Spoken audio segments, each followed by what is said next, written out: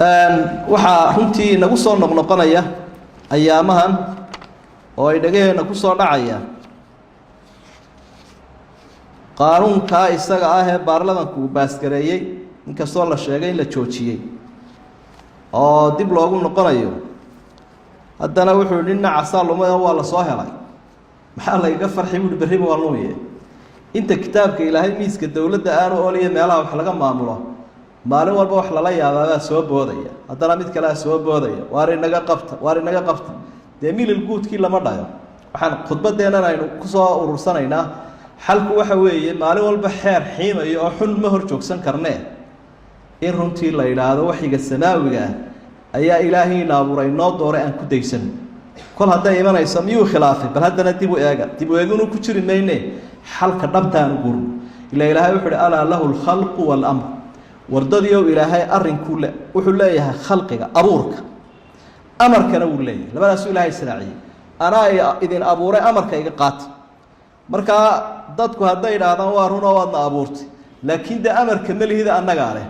waa kala kacsana waxay ka dhigan tahay adigoo yidhi ilaahow namaad abuurin oo kale cidda tidhaahda ilaahow nama amartid ama sharciga iyaga ma haysid namaad abuurin bay udhigantaa waxaa aan dadka xusuusin lahaa inkastoo malaha dhowr ciqdi ka soo wareegeenoo ay isbedelba yimid dadka qaarkoodna dhinteen qaarkood yaryaraayeen wakhtigaa xeerkan isaga imika la ydhaha xeerka kufsiga wuxuu ka mid ahaa xeerka ciqaabta guud ee uu lahaa talyaanigu rugka koodh baa la odhan jiray hindidu wuu iibgeeyo mar lagu dhaqi jiray wuuse iska bedelay qarniyo dhexe ayuu iska bedelay 1930 buu xeer u ahaa kii baynu soo qaadanoo la soo waariday 1993 ayaa baarlamanka la keenay madaxweyne waktigaasaa keenay sidan oo kale aan khudbadaha uga dignay waa 25 sano ka hor rubuc qarni xeerkan kufsigu markaa kaa ciqaabtu ka mid ahaa waa noo yeedhay wuxuu uhi maxaa ku diidantihino waxaanu nihi bal waanu kusoo tusi doonaa 11 culimo waktigaa ka mid ahaa baa loo saaray 125 qodobo diinta khilaafsan baanu ka soo saarnay halkii baa lagu joojiyey isagii umaayo kale waslad ka mid ah nimankii berigaa waday ayuunbay soo celiyeen markay sidaan walaa diintii imika waa laga caajis haddana waslad ka mid unbaa lasoo fuujisanaya oo hay-adihii raggii berigaa waday kolba ay soo celinayaan wax yar waxaan dul mari lahaa iyadaynaan dheeraynaynin malaha dadka qaarkood waxay u haystaan inuu yahay waxani wax iska sahlan waana laga yaabaa raggii baarlamanka ahaa ee qalinka ku duugay ragga qaarkood khudbadda dhegaysanayaan ay fadhiyaan laakiin waynu cudurdaari karnaa maadaama ay yihiin dal walaalahayna oo odayaalo oo muslimiin oo cibaadaysanaya wax badan ba hadda mashquulku iska badan yahay waa laga yaabaa inay yidhaahdeen war dee maba akhriyi karna inaga sii daaya ama qaarkood aanay akhrin ama qaarkood wax sahlan ay u haysteenba way dhici kartaa haddaynu cudurdaarno weeye laakiin aafaadka uu xambaarsan yahay 14 qodob oo ka mid ah ayaan yaro dul carari lahaa oon dareerin lahaa dabcan iyadoo khudbad iyo muxaadaraduna ay kala duwan yihiin oo khudbadda in lasoo kooba ay tahay waxaa ka mid a waxyaabaha ku jira shareecada khilaafsan horta marka hore waxay inagoo sheegi doono ceebihiis ayaa waxay ku bilaabeen xeerkani inuu waafaqsan yahay shareecada waa iftiraac cala allah ilaahay lagu been abuurtay weeye xeerkan aanu soo wadnaa sharcigu khilaafsan yahay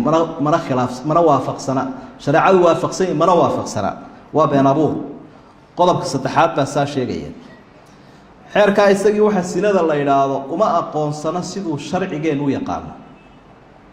sinada wuxuu u yaqaanaa waa xeerkii gaaladii caadiga ah ee ingiriiska iyo faransiiska iyo westranka waxay u yaqaanaan un qofka marka la qasbo laba nin haddii ay isfuulaan laba naagood haddii ay isfuulaan nin iyo naage hadday kala sinaystaan oy is-ogol yihiin sina lama yidhaahdo xeerkana way ku sugantahay faqradda u horeysa waad akhriyi kartaa waa qaanuunka gaalada caadiga ah laba qofoo kastoo is-ogol oo galmo noocay doonaysa ha haatee isku ogoli agtooda sina kama aha waanay ku xusan tahay marka sinada waxaa la yidhahda waa la iska samayn karaa wey dad yahow mar hadday is-ogoshii dhankaa doontaan u rida bay ka dhigantay rag iyo dumar dhinacaa doontaan u wada xeerkan isagiisina wuxuu u yaqaanaa waxaa loo yaqaan xagga shareecada ikhtisaabka ama kufsiga kufsigaas unbuu leeyahay kaasaasina ah oo cuqubo yeelanaya cuqubadii maxay noqotay xeerkan ku jira cuqubada xeerkan loo dhigay maaha tii islaamku u yaqaanay qur-aanka iyo xadiidku ay sheegeen ahayd in qofka ama la karbaasho ama dhagax lagu dilo waa xabsi marka waa taqyiir lisharci illaah ilaahay sharcigiisi baa si cad loo bedelay aayadihii ku sugnaa suuratu nuuri aayadihii kale axaadiidii nabiga saxiixa calayhi salaatu wasalaam halkaasaa la iska dhigayo waxaa la gebiga cuqubadaaba kufsigaba waxaa lagu bedelayaa xadhig dilna male karbaashna male sidaana waxaa tilmaamaya qodobka shanaad oo aad ka akhri karaysaa xeerkan isaga ah waxyaabuu shareecada ku khilaafsanya waxaa ka mid a ninkii xaaskiisa ama odaygii islaantiis qabay hadduu midigka kale ku daqaqabuu qasbo wuu kufsaday weligoodba ha isqabaan islaantiiba afka marooriso odaygii diidiiday markaasuu isna riixayo xoog buu kaga qaaday maxkamaddaa lasoo taagaya ninkiiba waa lagu haystaaba islaantiisii rag badanoo waxaa laga yaabaa si hadday u dareensay waa inaga joojiya bay odhan layaan habruu inaga hor imanin sidoo kale de islaantu waanay dirqii karayn mudaacabada waxaan la idhaahdo iyo ciyaarta ninkii gabadhu ay isku sameeyaan iyagoo de isxodxodanaya hadduu midagka kaloon ogolayn ku sameeyo waa maxkamad waxa qasab la idhaha unba agtooda dembi ah waxaa heerkan ku jira haddii ilmo yar loo guuriyo ama nin ha ahaado ama gabadh ha ahaado waa qodobka 7 waa dembi waana maxkamad taa macnaheedu waxa weeye nebi maxamed baa markuu caasho guursaday dembiile ahaa hadda u fiirso daada lagu qaangaaraana waynu sheegi doonaa uba 18 jirba 18 qof ka yar haddii loo guuriyo waa maxkamad xadhig intaa leeg baa qofkaa la marinaya odaybaa inantiisii guuriya ina yarbaa 16 jir 17 jirbaa loo guuriyey gabadh waa maxkamad dembiilayaal weeye dad qof aan waxbaba dooran karaynin oon qaangaar ahayn ayaa loo guuriyey halkaasay taasina maraysa dee islaamkuna wuxuu qabaa ninka waalan in loo guurin karo gabadha waalan loo guurin karo sabiga loo guurin karo inanta yar loo guurin karo zawaajulmaslaxa bay fuqahadu u yaqaanaan kutubteena macruufka ah dee fiqiga guurka danta ku jirta weeye hadday gabadhi tidhaahda ilmaha yar waa ina wanaagsan oo nasabkiisu fiican yahay xooluu leeyahay anaa korsanaya 10 jirkiisaba ha ahaado oo sidiisaa ku korsanaya dee ka dhursku baa la odhanaya dhaqankeenii soomaalidana way ku jirta markuu nin qolo jeclaado wuxuu leeyahay nasabadoodii ehelkoodii ummadoodaa wanaagsanoo inantaasaan ka guursanaya iyadoo yar baa loo meherin jiray siduu nabigu u korsaday caash markaa korsaa la odhan jiray kadalik nin waalan gabadh waalan qofku hadduu dantiisa warka waa la isguursan karaa waa guurka maslaxaddu ku jirtaa la ydhaha qofkan dhiman haddii loo danaynayo khalaas waa loo guurinaya weligaa markaa u aqbalaya waa dembi halkan waana la xidhayaa qofka arrintaa gala 18 jirkoo ka digaryahay qodobka 8aad ama arrintaa 8aad balaayada ku jirtaa waxa weeye qaangaarka waxay u yaqaanaa ama xeerkan u yaqaanaa odayaashu baaskareeyeen 18 jir 17 jir 16 jir 15 jir midna qaangaar maaha salaadna laguma laha soonna laguma laha sakana laguma laha xajna laguma laha waxbaba halkaana diin dhan baa duntay oo daaqada laga tuuray sidoo kale waxaanay qaangaar u aqoonin shareecadeenu shayga qaangaarka u taqaano ah hadduu qofku biyaha taranka helo ama gabadha naasi ay usoo baxaan ay dhadigaato oo dhiiggii caadada ay hesho waa qofkii oo dhali kara waxaa dhacda dadka barwaaqada ku koray ilmuhu isagoo 12 jira ama 10 jira ayuu dhali karaa wiil iyo gabadh mid kastaba ha ahaado oo markaas caruur dhali karaa taana laguma qaangaaray ku leeyihiin xeerkan waa arrinta 9aad ceebihiisa waxaa ka mid ah cawrada rag iyo dumarba dee islaamku waxbuu u yaqaanaa dumarkana waa jidhkao dhan marka laga reebo wejiga iyo labada gacmood raggana waa xudhuurta iyo jilibka inta ka dhaxaysa halkan cawrada agtooda waxa weeye marka uu qofku ciqaab yeelanayo cawro fayday waa marka uu intaa yara xumaysta baneeya nigiska yar lagu xidho xubinta taranka iyo meesha qashinku ka baxay intaa yara hoos ee dabadii iyo xaggan hore intaa yar markuu qaawiyo weliba meel fagaaro ah dhexdiisa uu isku qaawiyo intaa ka tuuro ayaa cawro la ydhaha laakiin gabadhu haddii ay dee iska gashan tahay nigis kayshaligii iska gashan tahay meelaheedaa iska marayso cawro maaha ninkiina cawro maaha waata keenta markaa dee in yaru intay gashadaan inay isqaawiyaan waa akhlaaqiyaadkii ayaa halkaana daaqada laga tuuray xeerkani marka uu ka hadlayo cuquubada sinada ay ku sheegaan xeer ciqaabeedka kufsiga dadkii bay kala saareen diinta ilaahayna ma kala saarto dembiilu waa dembiile waxay leeyihin kaasi waa madax kaasi waa maalqabeen kaasi waa ilmo yar kaasi waa oday dadka noocaasa cuqubadoodu waa nooca dadka caadigaana cuqubadoodu ummadiiba sidii waa xeerkii yuhuudda ilaa yuhuuddu way kala saari jireen dadka halkanna waa la kala saaray xeerkan isaga arrinta 11aad ma yaqaano waxa bayinaadka la yiraahdo ama cadeymaha sharcigeenu wuxuu leeyahay qofka hadii sina lagu sheego ama sina lagu soo eedeynaya afar markhaati oo dumar ahayn rag ah oo caruur ahayn rag ah oo arkayay waxan oo isku jira wala wax cadeeyaan inta hadii aan lahayn qofka sheegaba la ciqaabaya halka waxay ku leeyihiin ilmaha yar haduu soo cawdo oo iraado waa la ifuulay gabadhuna ay tiraahdo waa la kufsaday waa laga qorayaa maxkamad baa la saarayaa waa la xirayaa kii waxaan geystay iyaga meeshu waa si ay u waalato dadku madaxa isla galo